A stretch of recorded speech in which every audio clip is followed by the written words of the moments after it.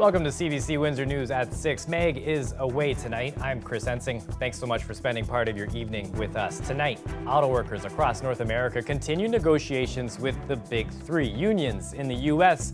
holding strike votes next week.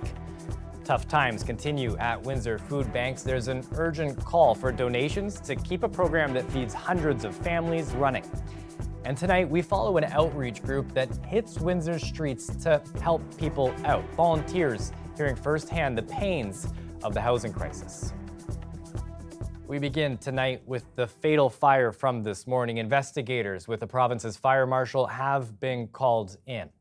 Windsor's fire department on scene at this apartment building at Riverside and Paulette around 8 this morning. Officials saying that a man was found dead inside of his unit. Police and Windsor's fire inspector also on scene. A spokesperson for the fire department was not able to provide any further details other than to add that there were no other reported injuries.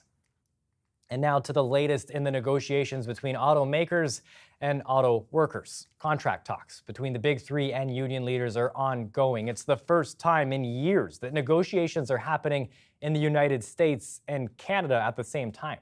Workers at American automakers, they could be heading toward a strike. The CBC's Dale Molnar now with a look at what that means for Canadian workers who have struck a softer tone heading into talks. We're always excited when Ford leads, because that means we're at the table first and we get the opportunity to do what we can for our members. Unifor Local 200 President John Dagnola represents 1,700 local Ford workers who build engines at two plants. He says job security is always top of mind, but even more so now with the transition to electrification, and even more importantly this time for Windsor workers. We build the combustion engine for the F-150s, the 250s, and I would hope to get some diversity there to support the young workers that are coming up today so they can retire. Clarity on where Ford stands on the transition to EVs is one of the reasons Unifor President Lana Payne is considering Ford to set the pattern for bargaining. When it comes to the EV transition, we have the clearest picture of what the Ford Oakville retool will look like. And we think that provides us with a useful baseline on which to negotiate. And Dagnola was optimistic governments will come through with more funding for Windsor to help with the transition. Both governments have helped us out tremendously, and I'm hoping to get more, to be quite frank with you. I think we have we have 500,000 plus square feet at Essex Engine Plant. I have an empty Windsor engine plant. I would love to see more work on the BEV side.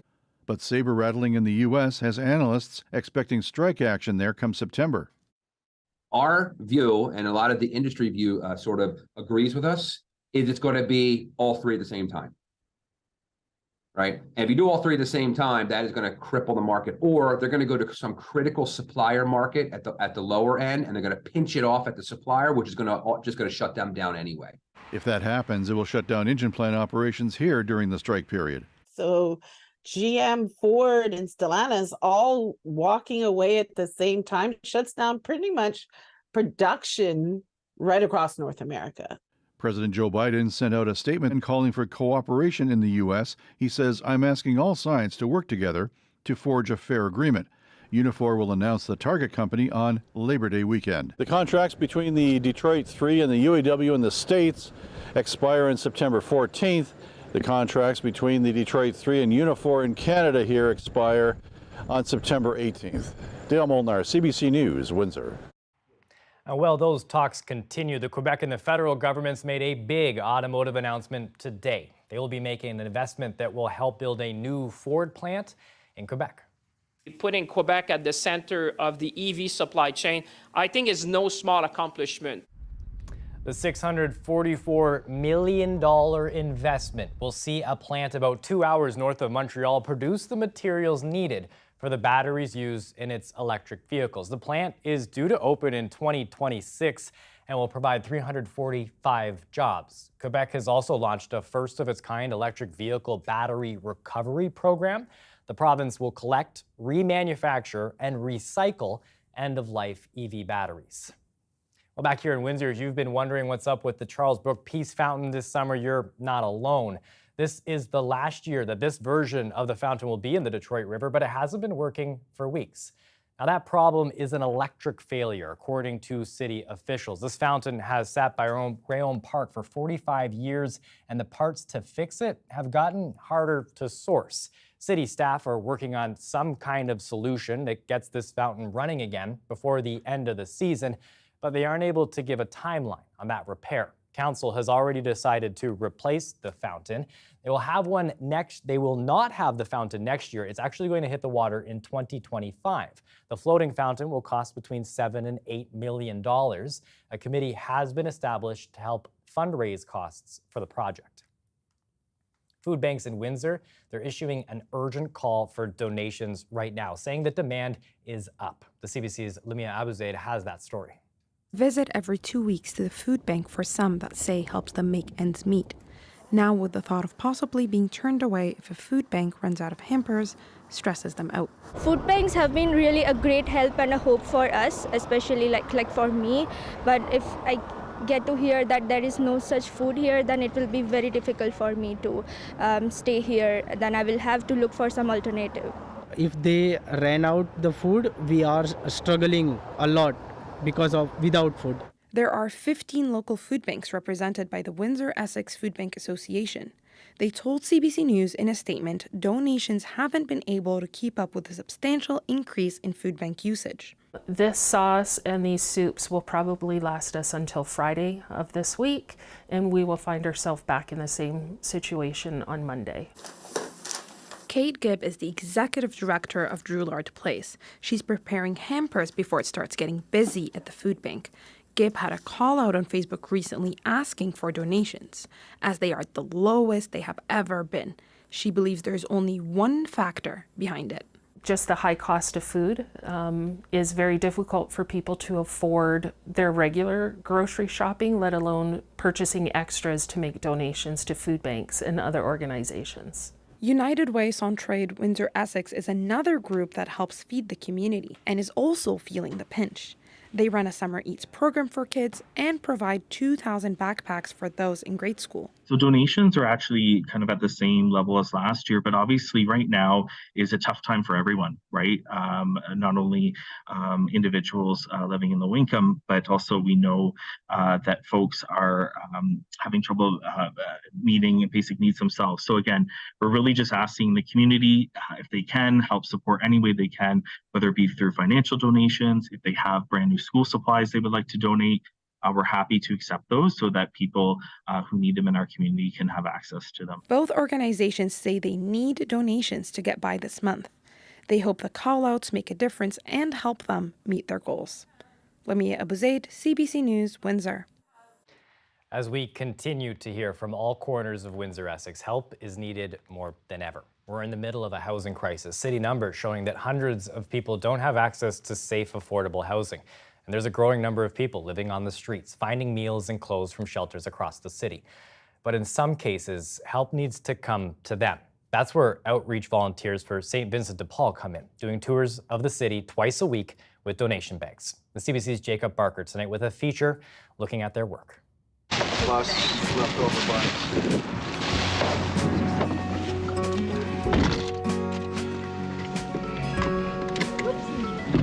We are just going to start in the down by Tecumseh Banwell area and work our way back. We hit some places behind some of the big box stores. We know where people are, where people start to camp out. They move around, we move around with them. And then what we do is we'll work our way back towards the West End where a lot of the people congregate with all the services are that way. Do they know who you are when you pull up? They do, some don't, a lot do. We've got our signs on the side of the vehicle, and plus we announce ourselves too as to who we are. Okay, how's your food situation? You need some? No, that's not ignoring. Okay. Okay. Then take care. Spiritual. See you later. Sister. Again, next time. Okay. Bye. Bless. You're not offering any food, but a little bit of conversation, a little bit of smiles, a hug. I was just going to say, that's more meaningful than anything else that we have in the back of the truck. Yep. Oh, you still want to fill up Gatorade and stuff? All right. All right. There. I have two. I have two already. Oh, you want those? All right. Just put it underneath the door, behind the tire.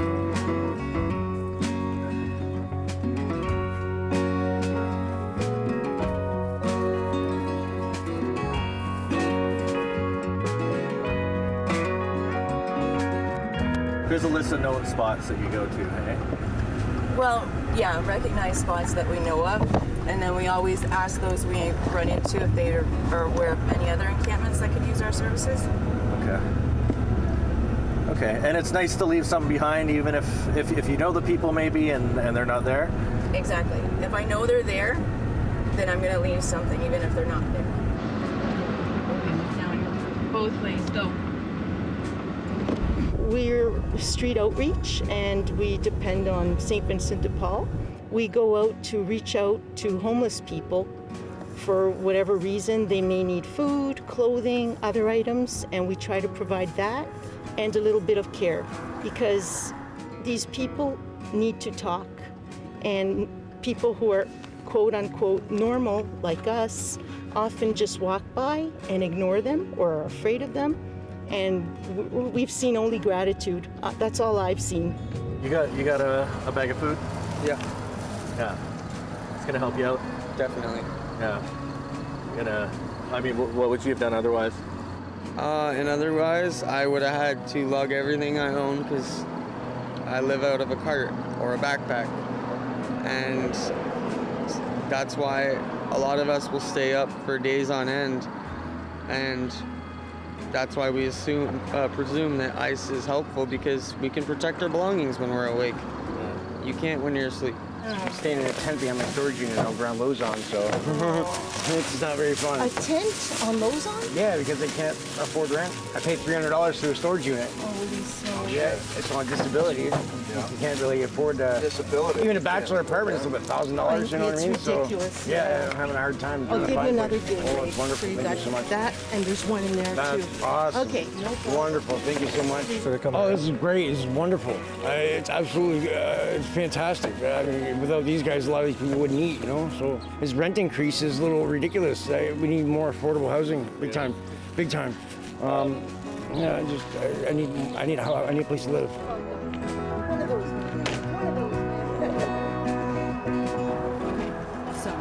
So I feel that everybody deserves to be valued, and they need to be shown that they're valued and they're cared for. They're important. That's all there is to it. They're just important.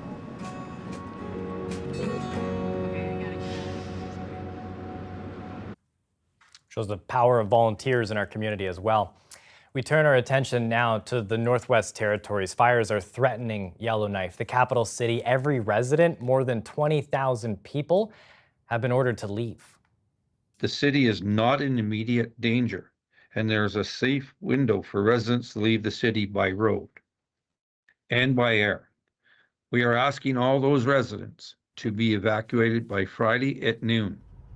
The evacuation is now underway. This is some of the video being shared on social media of what people are driving through. The evacuation, it's happening in stages, with people living in parts of the city at the highest fire risk going first. Now, this is what it looked like at Yellowknife's airport as residents prepared to get out of there. People who need assistance are going to be flown out. Others, they're traveling by convoy along the only highway that's still open, making their way to Alberta. Officials are making it clear nobody should try to stay. Those evacuation fights, well, they started at Yellowknife around noon today. People who are leaving by air, they have to register before they go. The CBC's Sarah Levitt is on the ground with them and gives us this report. What can I get you guys? Some snacks and some drinks for the people here who are trying to evacuate via airplane. Hundreds of people are here and have been here since early this morning, hoping to register to get out of Yellowknife via airplane. Of course, there are these people trying to get out. They're the people that do not have vehicles. There are hundreds others, thousands in fact, that are taking the highway out for the long trek. It is scary and it is frustrating for these people. The weather is not cooperating in the sense of the fire itself, but also there's rain and it's quite cold. Are you worried about what you saw out there doing the work you were doing? I think the alarm went off yesterday on my phone at 9 o'clock last night, the emergency. That kind of, it gave me a little spook. It makes you realize that when you see all this, I honestly want to get out of here. It's quite scary because with the smoke, of course, it's actually lightened up a little bit, but the smoke was very, very thick this morning. And so, I mean, it's not a good situation, that's for sure. Officials say that they are still concerned that the fire could come to the city. Of course, a number of measures are being taken to try and stop that from happening, including fire breaks and sprinklers on the city outskirts. In the meantime, these people are just trying to get out and get to safety, worried about what will happen here, what will happen to their homes, but hoping that they will be safe.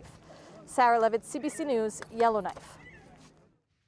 You think about what's inside of those bags, whether people will be able to return anytime soon. The evacuation order, it means that thousands of people are now on the road out of Yellowknife. Take a look at this map here. They're following a route that will hopefully take them out of that fire zone. It's along Highway 3.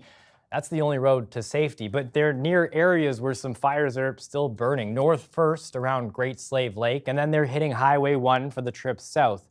It's hundreds of kilometers to the closest evacuee reception center. Drivers are reporting it's taking longer than usual. We'll take a live look outside here. Thankful for the clear skies. Well, not clear of clouds. The rain pushed away, but nothing like what they're dealing with up north. Colette Kennedy will join us after the break for a look at the weather.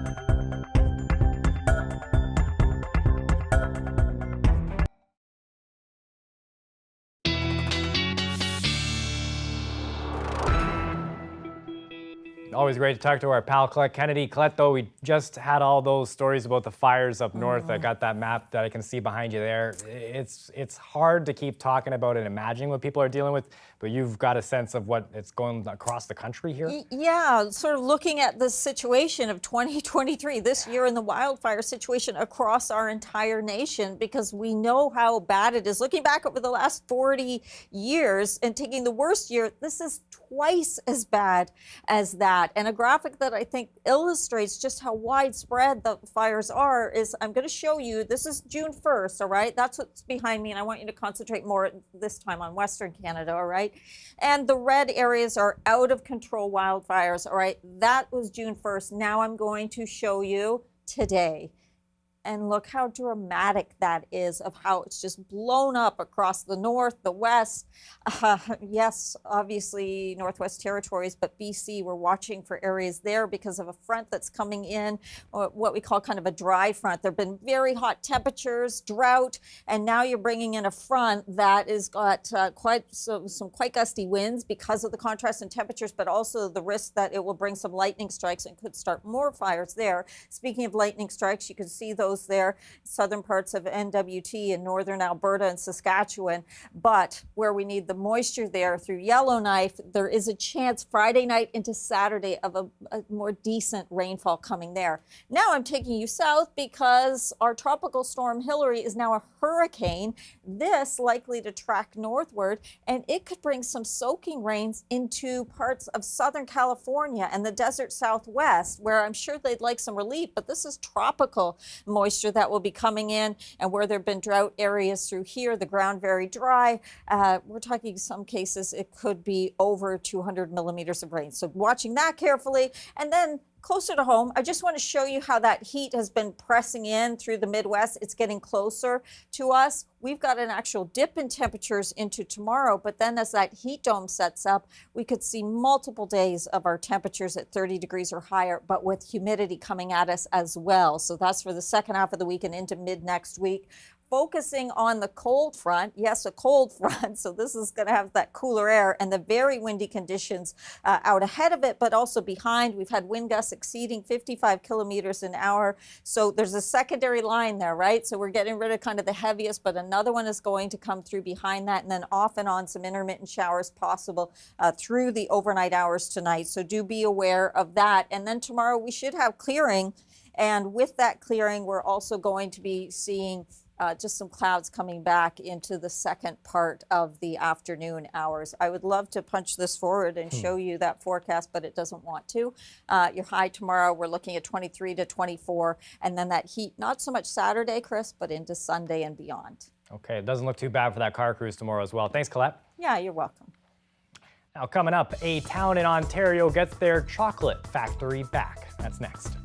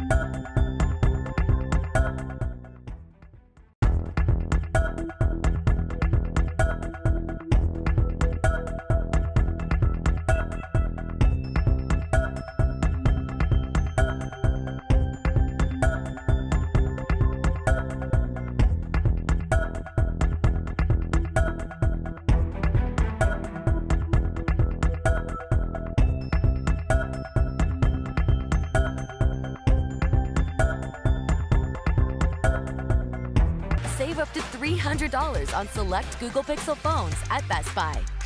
Finding the latch under the hood? Another adulting dilemma. Time to adult the easy way with Sonnet Auto Insurance. Just go online and in minutes you're covered. Plus, there's help around the clock. I could use that.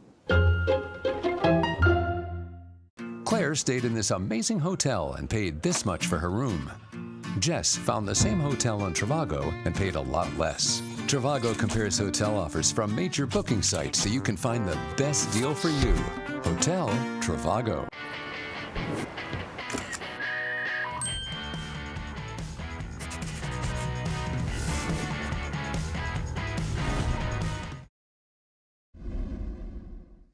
A small community in Eastern Ontario got big news today. The Hershey Chocolate Company is buying back a building that it occupied for more than 40 years before closing operations. Natalia Goodwin has more on the reaction in Smith Falls. Flavor there, John? No, whatever.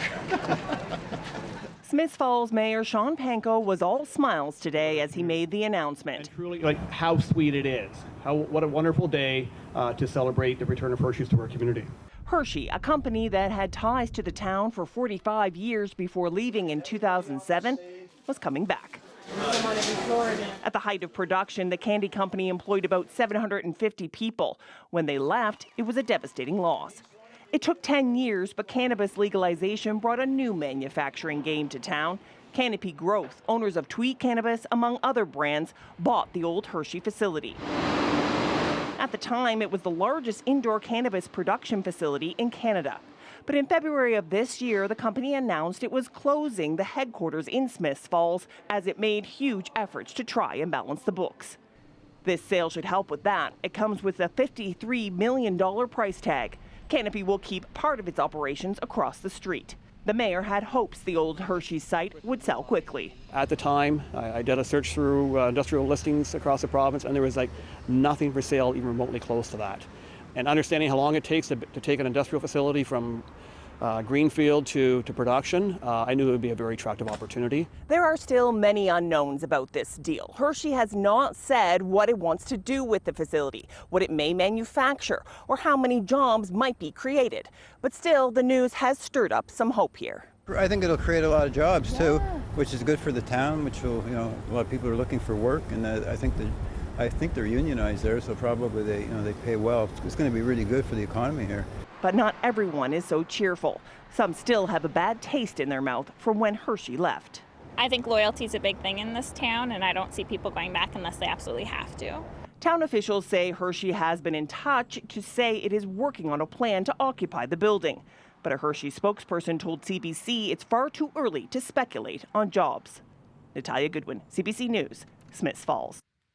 Federal NDP leader Jagmeet Singh is shining a light on the affordable living crisis that many people are feeling, saying as post-secondary students get ready to start the school year, many struggle to find a home. He's calling on governments to build more housing specifically for young people.